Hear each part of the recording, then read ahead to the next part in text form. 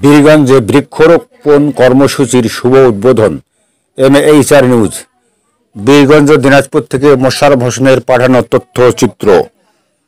19 জুলাই 2025 সকাল 10টা থেকে দিনব্যাপী উপজেলা নির্বাহী অফিসার তানভীর আহমেদের নেতৃত্বে 12টি পয়েন্টে 84,000 বৃক্ষরোপণ শুভ উদ্বোধন আনুষ্ঠানিক কর্মসূচি পালন করা হয়েছে। বীরগঞ্জ পৌরসভার প্রশাসনিক কর্মকর্তা ও সহকারী কমিশনার ভূমি দীপঙ্কর বর্মনের আয়োজনে পয়ঃনিষ্কাশন ও বর্জ্য ব্যবস্থাপনা কেন্দ্রের প্রবেশ পথে সুজালপুর ইউনিয়ন পরিষদের বর্ষা গ্রাম সহ শিবরামপুর, পলাশবাড়ি, শতগ্রাম, পাল্টাপুর, নিজপাড়া, মোহাম্মদপুর, ভোগনগর, সাতর, মোহনপুর ও মরিচা ইউনিয়নের বিভিন্ন স্থানে এ কর্মসূচি পালিত হয়েছে।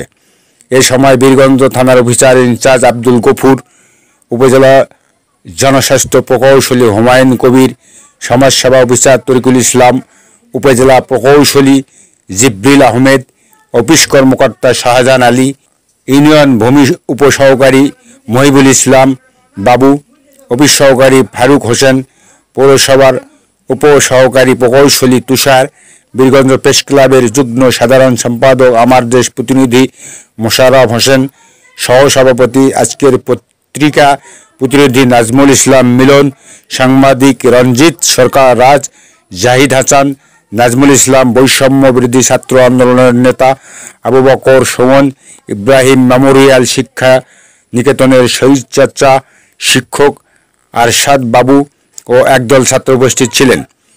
ইউপি চেয়ারম্যান সত্যজিৎ রায়, কার্তি, মোস্তাক আহমেদ সিদ্দিকী, মানিক, মতিয়ার রহমান, তৌহিদুল ইসলাম চৌধুরী, নুরুল ইসলাম, আনিসুর রহমান আনিস, গোপাল চন্দ্র, দেববর শর্মা, রাজিউর রহমান রাজু, জাকির হোসেন রাজা, শাহিনুর রহমান চৌধুরী শাহিন এবং আতাহারুল ইসলাম চৌধুরী হেলাল আন্তরিকভাবে সাথে এ কর্মসূচির অংশ নেয়।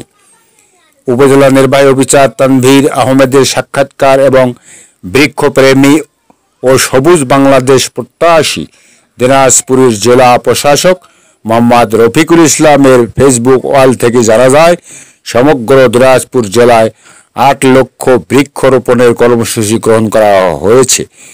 103টি ইউনিয়ন এবং 9টি পৌরসভায় এসব গাছ রোপণ করা হচ্ছে। MHR news.